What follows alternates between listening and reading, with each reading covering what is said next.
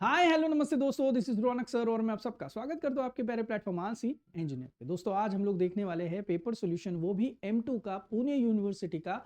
और इस वीडियो में मैं दिसंबर 2024 का सॉल्यूशन लेके आया हूं, वो भी टॉपिक का नाम है इंटीग्रल कैलकुलस। दोस्तों आप सभी को पता है कि जब इंटीग्रल कैलकुलस की बात आती है तो वहां पे गामा फंक्शन है, बीटा फंक्शन है, रिडक्शन फॉर्मूला है, DUIS है और साथ में एरर फंक्शन भी है, उसके साथ लेबनिट्ज रूल भी हमें पढ़ना पड़ता है। तो ये सब कुछ कॉन्सेप्चुअली अगर आपका क्लियर हो तो आपको ये PYQ का वीडियो समझ में जल्दी से आ जाएगा, क्योंकि यहाँ पे हम लोग बहुत डिटेल में एक्सप्लेन नहीं कर सकते। हाँ, सोल्यूशन डिटेल में, लेकिन एक्सप्लेनेशन काफी शॉर्ट होगा। अगर अब तक आपने इसके कॉन्सेप्ट्स नहीं करे तो भाई कुछ वीडियोस मेरे ऑलरेडी यूट्यूब पे अवेलेबल है, लेकिन आपको इन डेप्थ अभी के लेटेस्ट अपडेटेड वीडियोस और नोट्स की पढ़ाई करनी है तो आलसी इंजीनियर का ऐप डाउनलोड करो, M2 का कोर्स देख लो, सर्व करो, डेमोस्ट्रेशन देखो और अच्छा लगे तो फटाफट खरीद लो और पढ़ाई अच्छे से करके फिर PYQ के लिए आओगे तो आपको इसका ज्यादा फायदा होगा। चलिए बिना टाइम गवाए शुरुआत करते सॉल्यूशन के साथ। यूनिट नंबर 3 जिसका नाम है इंटीग्रल कैलकुलस, जहां पे आपको पता है कि रिडक्शन फॉर्मूला के ऊपर हमेशा सम्स आते, तो वही सम जो है वो एग्जाम में भी आया था। क्वेश्चन नंबर 2 है, if I n is equal to 0 से लेके pi by 2 x raise to n cos x d x, then prove that I n is equal to pi by 2 raise to n minus n into n minus 1 I of n minus 2। मैं बच्चों को हमेशा कहता हूं कि यार बहुत चुनिंदा सम है, ऑलमोस्ट मेरे नोट्स में मैंने 9 सम्स दिए हुए, 9 में से पता है आपको बाई 3 गेट 3, मतलब 3 सम और 3 सम बिल्कुल सेम है, यानी कि आपको सिर्फ 3 सम उसके करने तो आपके 6 हो जाएंगे।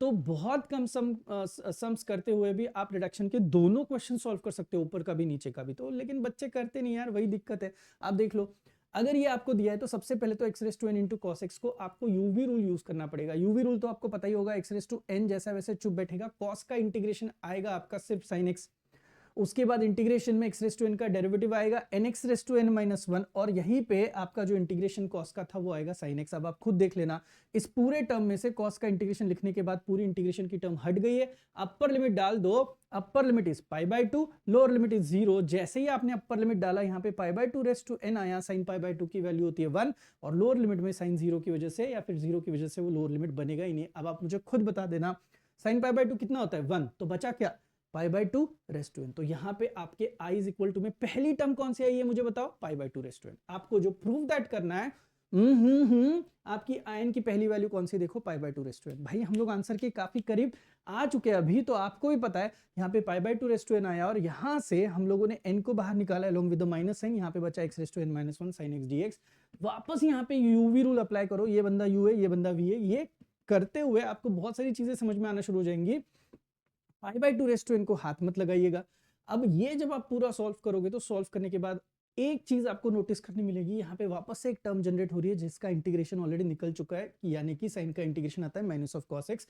इधर आप upper limit lower limit substitute करने के लिए जाओगे तो आपको समझ में आएगा ये पूरी की पूरी टर्म जो है वो आपको आपका आंसर जो दे जाती है वो आंसर दे जाती है 0, बिकॉज कॉस पाई बाई 2 की वैल्यू तो ये 0 बन गया, और लोअर लिमिट में यहाँ पे 0 डालोगे तो 0, तो ये 0 आना है। अब यहाँ पे देखना, एन ऑलरेडी था, ये माइनस साइन कुल मिला के यहाँ पे एन माइनस 1 को भी बाहर लेके आएगी, x raise to n minus 2, और कितना आया कॉस एक्स। अब आप मुझे बताओ, यहाँ पे उन्होंने एक टर्म लिखी है, दिख रही है आपको, कौन सी टर्म दिखाई दे रही है भाई, आई ऑफ एन माइनस 2। अब इस टर्म के बारे में कुछ कहना चाहते हो आप लोग, मैं आपको बहुत सही तरीके से बताता हूँ, आपको समझ में आएगा।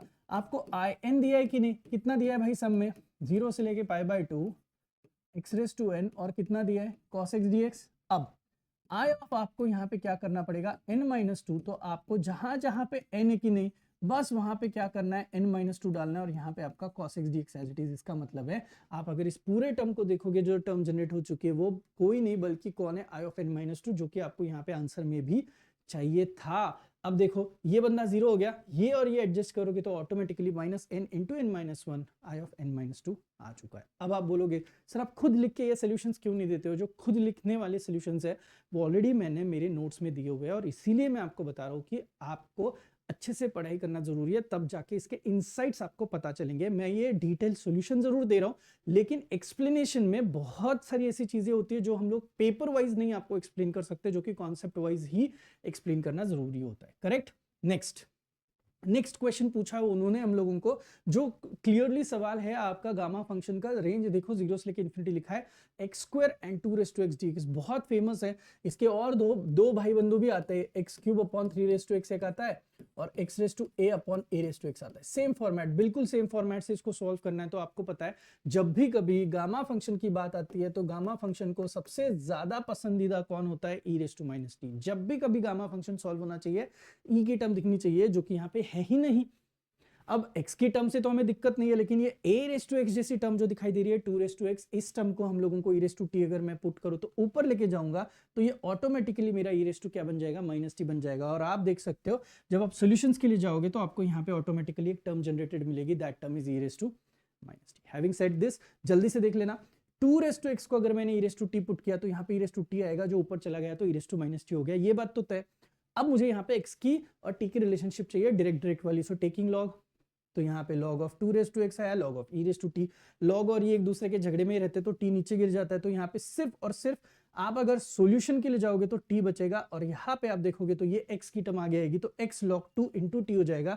ये log 2 इज अ नंबर जो कि नीचे आया तो x is equal to t upon log 2 हो गया, dx is equal to dt upon log 2 हो गया। रेंज तो हमें वैसे भी 0 से लेकर इंफिनिटी चाहिए, तो there is no change in the range.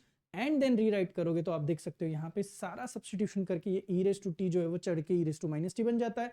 ये log 2 का स्क्वायर और log 2 कुल मिला के log 2 का रेस टू 3 हो गया 1 अपॉन में 0 से लेकर इंफिनिटी में। ये जो है this is clearly your gamma function comes out to be gamma 3, और अपॉन यहाँ पे क्या है आपका log 2 ब्रैकेट का क्यूब। अब आपको इसको सॉल्व करना है तो gamma 3 can be written as 2 factorial, और ये log 2 भी कैलसी से सॉल्व हो सकता है। It is all your choice. मेरा पर्सनल ओपिनियन है, आपने यहाँ तक भी आंसर लिखा तो भी आपको इसके आउट मार्क्स मिल जाएंगे।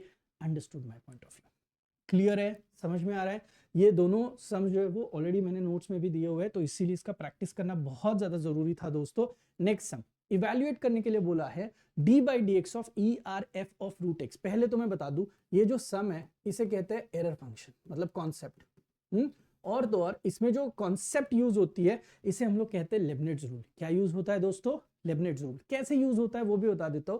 पहले तो e r f of root x का स्टैंडर्ड फॉर्मूला है 2 बाई रूट पाई 0 से लेके यहाँ पे अगर ब्रैकेट में रूट एक्स है तो पावर में भी यहाँ पे रेंज में क्या आएगा, रूट एक्स आएगा, और e raise to minus u square D U लिखा जाता है। अब हमें इसका क्या करना है, डेरिवेटिव लेना है। विथ रिस्पेक्ट टू क्या लेना है, एक्स लेना है। अब मुझे बताओ विथ रिस्पेक्ट टू एक्स अगर डेरिवेटिव लूंगा तो यहाँ पे डी बाई डी एक्स, तो यहाँ पे भी तो डी बाई डी एक्स लगेगा। अब सबसे पहले कांस्टेंट को बाहर लिखा 2 बाई रूट पाई को पूरी गेम में बाहर। अब मुझे बताओ यहाँ पे ये डेरिवेटिव इस इंटीग्रेशन को देख के डर जाता है, डर के अंदर चला आता है, और जब डर जाता है तो डी का बन जाता है डैबा। Is a concept partial differentiation, और ये इसे कहते हैं डिफरेंशिएशन अंडर इंटीग्रल साइन। ये हुआ।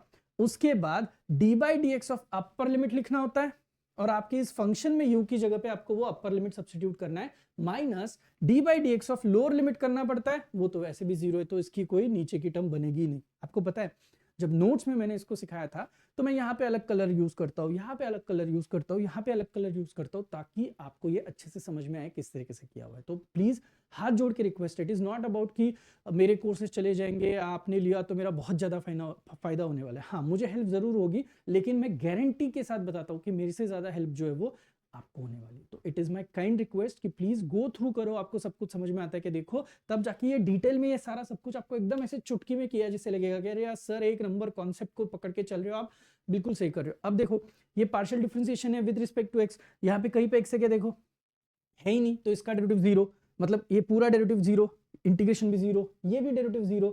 अब मुझे बताओ यहाँ पे बची कौन सी टर्म, सिर्फ इस टर्म को अपने को अच्छे तरीके से खिलाना पिलाना है। रूट एक्स का डेरिवेटिव आता है 1/2 रूट एक्स, और यहाँ पे आया e raise to minus x. यही चीज आपके बाहर के 2 बाई रूट पाई के साथ कैंसिल 2 हो गया, तो आपका आंसर आया 1/रूट pi root X e raise to minus X. दोस्तों सच्ची बता रहा हूँ ये सारे सम्स नोट्स में अवेलेबल है, तो आपको ये अच्छे से पढ़ना बहुत ज्यादा जरूरी है। तो प्लीज इट्स अ रिक्वेस्ट, अगर खत्म हुआ हो तो आगे बढ़ते इसी का क्वेश्चन नंबर 3। ना बैकलॉग का डर, ना रिजल्ट की चिंता, अब इंजीनियरिंग में सिर्फ स्कोर ही स्कोर होगा। Top class learning, hand written notes, solve PYQs, strategy sessions, doubt sessions, 1-to-1 teacher interaction के साथ अब university wise curated, updated, pre recorded courses आपको मिलेंगे आल्स इंजीनियर के ऐप पर, trusted by 2 lakh plus students. Join us, download the app now. Thank you. Again the pattern is, आपको यहाँ पे एक और रिडक्शन का समय आएगा।